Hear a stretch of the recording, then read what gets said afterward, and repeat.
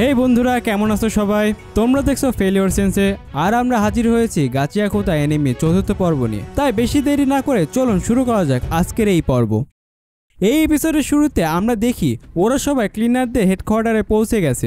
গাড়ি থেকে নেমে রুডো হা করে হেডকোয়ার্টার দেখছিল। তারপর ওরা ভিতরে ঢুকে আর অ্যাঞ্জিন রুডোকে রিসেপশনিস্ট মিস সামিওর সাথে পরিচয় করিয়ে দেয়। আর যখনই অ্যাঞ্জিন ওনার অ্যাবিলিটি সম্পর্কে বলতে যাবে, তখনই রুডোর সামনে দিয়ে ভন ভন করে ঘুরতে থাকা মাসিদেরকে কাটা চামচ দিয়ে ওখানে শেষ করে দেয়। রুডো তখন একটু ঘাবড়ে যায়। তারপর মিস সামিও বলে, অ্যাঞ্জিন তোমার ব্যাপারে আমাকে সব বলেছে, তোমার পাওয়ার সম্পর্কে আর তুমি কোথায় থেকে এসেছো, কিন্তু আমি নিজের চোখে দেখতে চাই তোমার মধ্যে কতটা ট্যালেন্ট আছে। অ্যাঞ্জিন তখন রুডোকে বুঝিয়ে দেয় মিস সামিও চশমা হলো তার ভাইটাল ইনস্ট্রুমেন্ট, উনি এটার মাধ্যমে মানুষের ভিতরে সব দেখতে পায়। মিস সামিও যখন তার পাওয়ার ব্যবহার করে রুডোর ভিতরে দেখতে যায়, তিনি তখন কিছু একটা দেখে খুব শক হয়ে যায়, কিন্তু এই ব্যাপারে অ্যাঞ্জিন বা রুডোকে বলে না। অ্যাঞ্জিন তখন জানতে চায় কি দেখছেন আপনি রুডোর ভিতরে। মিস সামিও তখন বলে ছেলেটার ভিতরে ট্যালেন্ট আছে, তাই ওর বেসিক ট্রেনিং করা লাগবে না, ওর নিজের ভাইটাল ইনস্ট্রুমেন্টের সাথে বন্ডিংও ভালো, তাই ওর পাওয়ার ব্যবহার করা প্র্যাকটিস করতে হবে।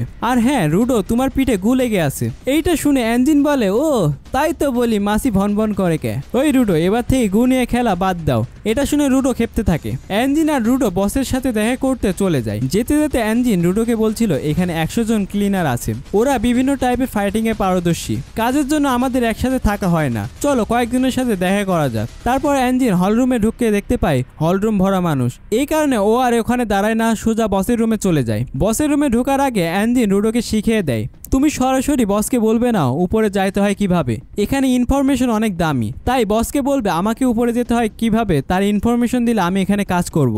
আর হ্যাঁ, আমি আমার ভাইটাল ইনস্ট্রুমেন্ট সম্পর্কে তোমাকে বলেছি ঠিক আছে, কিন্তু আবার ভুলে বসের ভাইটাল ইনস্ট্রুমেন্ট সম্পর্কে জানতে চেও না, কারণ আমরা কেউ জানি না তার ভাইটাল ইনস্ট্রুমেন্ট কি। তবে আমরা সব ক্লিনাররা বসকে ভরসা করি এবং ফলো করি। ওরা তখন ওই রুমে ঢুকে দেখতে পায় রুমে কেউ নেই। তখন পিছন থেকে মিস স্যামিও বলে, আমি তোমাদেরকে বলতে ভুলে গেছি, বস বাইরে গেছে কাজের জন্য, আর উনার আসতে একটু সময় লাগবে। তখন রুডো বলে, তাহলে এখন কি হবে? তারপর অ্যাঞ্জিন বলে, ও আমাকে মাফ করে দিও, বস এখন এখানে নাই। আর অ্যাঞ্জিন মিস স্যামিওকে জিজ্ঞাসা করে বস কবে আসবে, কিছু বলে গেছে? মিস স্যামিও বলে, না কিছু বলে যায়নি। অ্যাঞ্জিন বলে, বুঝতে পারছি যে বস আমাদের লিডার, কিন্তু তারপরে তো বলে যাওয়া উচিত কোথায় যাচ্ছে, মনে হচ্ছে বসের জন্য এখন অনেক বেশি ওয়েট করা লাগবে। তখন ওখানে রিও এসে বলে, যদি এরকমই হয় তাহলে রুডো তুমি ট্রেনি হয়ে আমার সাথে চলো, আমার কাজ দেখবে, আর তা বাদে বস না আসা পর্যন্ত তুমি ক্লিনারে যোগ দিতে পারবে না। তারপর রিও রুডোর মুখের সামনে এসে বলে, তা বাদে আমি তোমার সম্পর্কে আরো অনেক কিছু জানতে চাই। তখনই স্যামি ওদেরকে কাজ বুঝিয়ে দিচ্ছিল।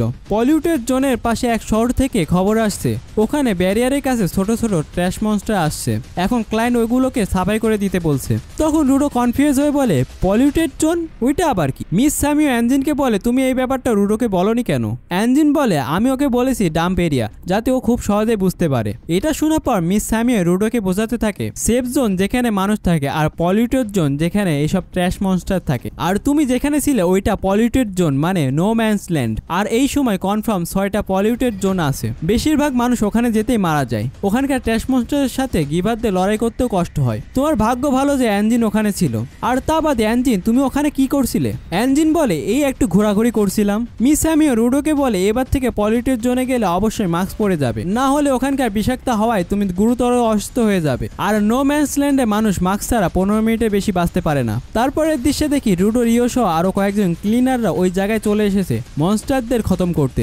রিও রুডোকে বলে, এই কাজ খুবই সহজ, তুমি আমাকে ভালো করে দেখতে থাকো যে আমি কিভাবে কাজ করি। তারপর রুডো চিন্তা করে, আমি যখন উপরে ছিলাম তখন এই জায়গায় ছবি আমি এমনই ভাবতাম, কিন্তু এখানে যে মানুষ আছে তা জানতাম। উপরে থাকা মানুষ কি আদৌ জানে যে নিচে মানুষ আছে, নাকি ওরা ইচ্ছে করে আবর্জনা নিচে ফেলে? কিন্তু তখন রুডোর মন চাচ্ছিল আশেপাশে পড়ে থাকা জিনিসগুলো উঠিয়ে নিয়ে বাড়ি যেতে, সেগুলো ঠিক করে আবার ব্যবহার করতে পারে, মানে ঢেকি স্বর্গে গেলেও ধান ভাগে। আর তেমনই রুডো ওখানে যা করেছে এখানেও তাই করতে চাই। তারপর রুডো রিওকে জিজ্ঞাসা করে, এরা কারা? রিও বলে, এরাও ক্লিনার, তবে এদের মধ্যে কোনো অদ্ভুত পাওয়ার নেই, এরা শুধুমাত্র আমাদেরকে সাপোর্ট করতে এখানে এসেছে। তখন ওখান থেকে একজন ক্লিনার হ্যান্ডশেক করার জন্য রুডোর দিকে হাত বাড়িয়ে দেয়। রুডো হ্যান্ডশেক করতে গেলে ওই ক্লিনারটা রুডোর হাত মুচড়ে দেয়। আসলে ওই ক্লিনারের হাতে অনেক শক্তি, ওর হাতের মাধ্যমে ও ট্রান্সমস্টারদের কবজ ভেঙে ফেলতে পারে, কিন্তু রুডোর এগুলো দেখে মাথা খারাপ হয়ে যাচ্ছিল। তারপর ওরা দেখতে পায় অনেকগুলো ছোট ছোট ট্র্যাশ বিস্ট এখানে চলে আসে। রুডো এটা দেখে ভয় পেয়ে যায়। তখনই রিও ওকে বলে ভয় পেও না, এরা খুবই দুর্বল, এরা এই ব্যারিয়ারেরও কিছু করতে পারবে না, তোমার জন্য শেখার এটাই একটা বেস্ট জায়গা।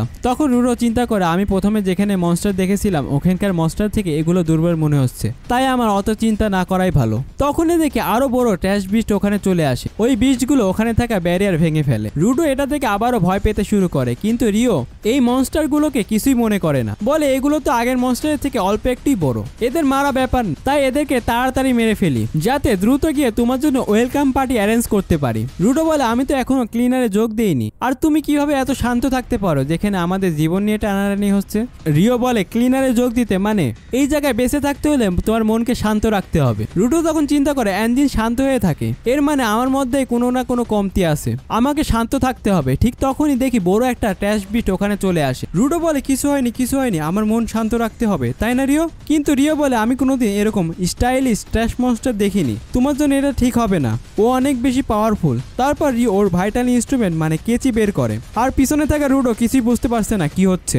তারপর দেখে এক দুর্দান্ত ফাইট যেখানে রিও ওর পাওয়ার ব্যবহার করে ওই কেচিকে অনেক বড় বানিয়ে ফেলে, তারপর কেচিকে পা দিয়ে চালিয়ে সবগুলো ছোট ট্র্যাশ মনস্টারকে হারিয়ে দেয়। রুডোতে এটা দেখে অবাক হয়ে যাচ্ছে। ঠিক তখনই দেখে একটা ট্র্যাশ মনস্টার রুডোর পিছন থেকে এসে আক্রমণ করতে যায়, কিন্তু ওই ক্লিনারটা রুডোকে বাঁচিয়ে নেয় আর ট্র্যাশ বিস্টকে রিওর দিকে ছুড়ে মারে। রিও তখন ওই বিস্টকে কেটে ফেলে আর বলে তোমরা আমার দিকে মনস্টারগুলোকে ছুড়ে মারো। মানে এখানে বাকি ক্লিনারদের কাছে অদ্ভুত রকমের পাওয়ার নেই, কিন্তু ওরা ট্র্যাশ মনস্টার দিয়ে দুর্বল করে রিওর দিকে ছুড়ে মারতে থাকে, আর রিও ওই মনস্টারগুলোকে কেটে কেটে ধ্বংস করে ফেলে। এইভাবে ওরা টিমে কাজ করতেছিল, রুডো শুধুমাত্র দাঁড়িয়ে দাঁড়িয়ে ওদেরকে দেখছিল।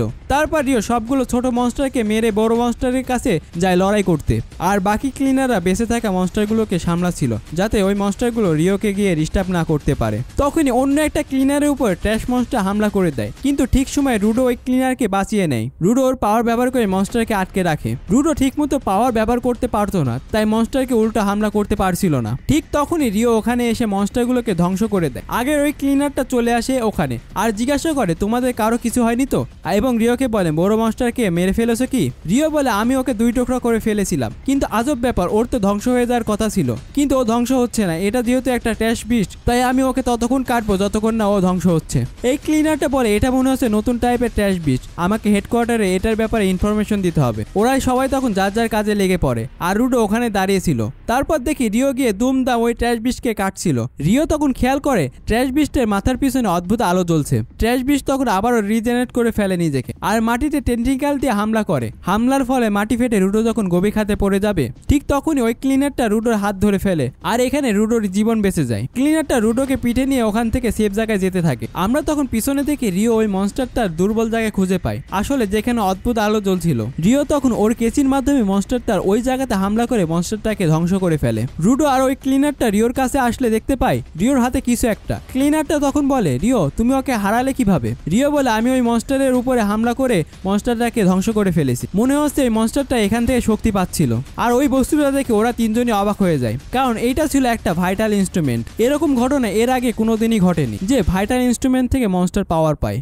তারপর একটা জায়গাতে দেখে ওই কিডন্যাপারকে যে কিনা রুডোকে কিডন্যাপ করতে লাগছিল, ওর তখন জ্ঞান ফিরে আসে। জ্ঞান ফিরতেই বলে ওই স্প্রাইটটা আমাকে মেরেছিল। তারপর তখনই ও খেয়াল করে ওর সামনে একটা রহস্যময় ব্যক্তি বসে আছে। ওই রহস্যময় ব্যক্তিটা বলে তোমাকে যে মেরেছে সে এখন কোথায় আছে। আর এখানেই এই এপিসোডটা শেষ হয়ে যায়। কে এই লোক আর কেনই বা সে রুডোর খোঁজ করছে তা জানতে হলে আপনাকে পরবর্তী এপিসোড অবশ্যই দেখতে হবে। যেহেতু এটা একটা উইকলি এনিমি তাই এটার পরবর্তী এপিসোড সামনের সপ্তাহে আসবে। আর বন্ধুরা যদি তোমাদের এই ভিডিওটা ভালো লেগে থাকে তাহলে অবশ্যই একটা লাইক করে কমেন্ট করে দিও, আর পরবর্তী ভিডিও পেতে চ্যানেলটাকে অবশ্যই সাবস্ক্রাইব করে দিও।